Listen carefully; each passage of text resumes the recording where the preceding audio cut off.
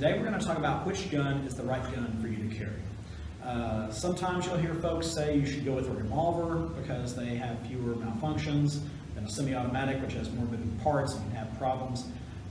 Some people want larger guns, smaller guns. So today we're just going to kind of cut to the chase and figure out the criteria that we would use to determine what is the best gun for you to carry.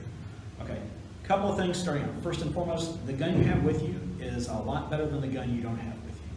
The gun that you're going to carry quite often is not as fun to shoot and not as large as the gun that you would prefer to take to the gun range and put a lot of rounds downrange with. Good example in my case, when I'm working at the gun range, I like to carry my Glock 19.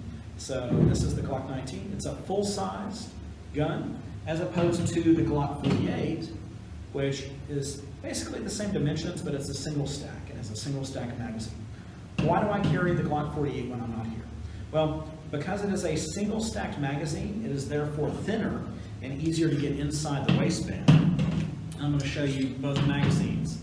So this magazine is for the Glock 19. It holds 15 rounds, high magazine capacity. This is for the Glock 48.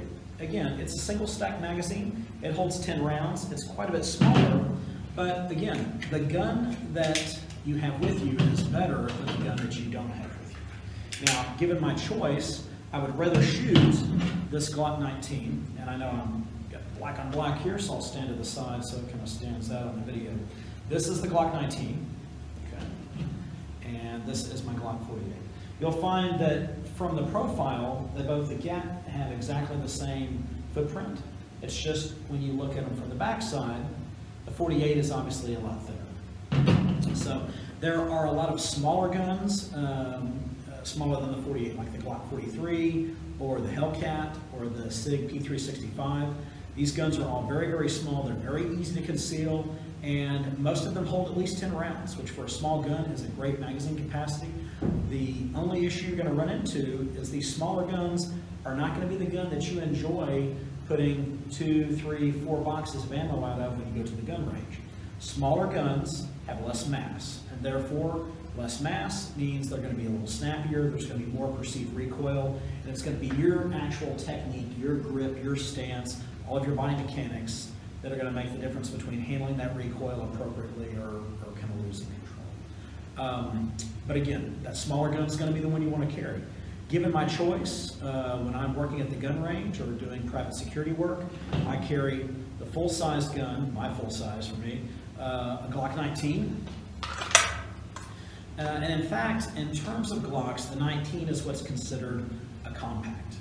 The full-size original Glock was the Glock 17. It was a much larger gun, had a 17-round magazine capacity. The 19 is essentially a little bit shorter on the barrel and slide length, and it's a little bit smaller grip size.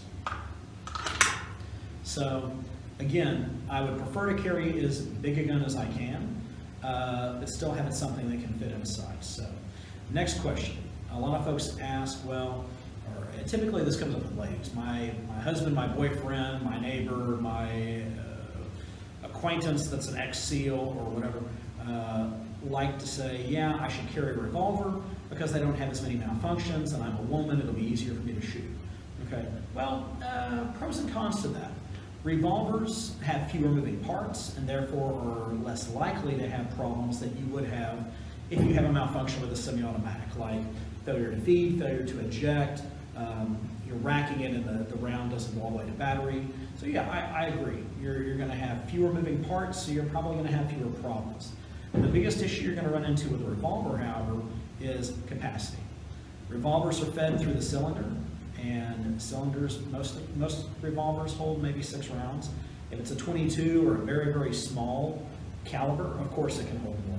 But typically you're going to have a revolver like one of these small Smith & Wessons or one of these other small guns. It's an air weight.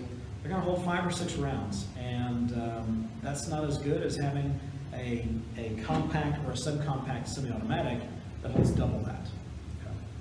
So, the second thing on that, a lot of times revolvers don't have an external safety. Your safety is it has a really, really heavy trigger pull. And the problem that I see at the gun range with lots of ladies that come in is they have smaller hands than than the guy that bought the gun or suggested them to buy a revolver. And therefore, when they go to pull that trigger, they're encountering a 10 or 12 pound trigger pull, which is kind of hard for them.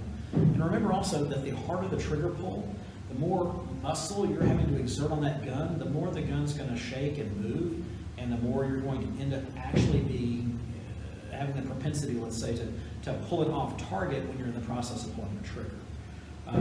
A lighter trigger pull, that gun's going to fire a lot easier without the gun itself being moved in the process of the trigger being pulled.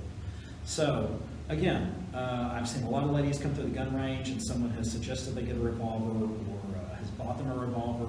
Revolvers are great, fewer moving parts, very few malfunctions, but they are harder to shoot.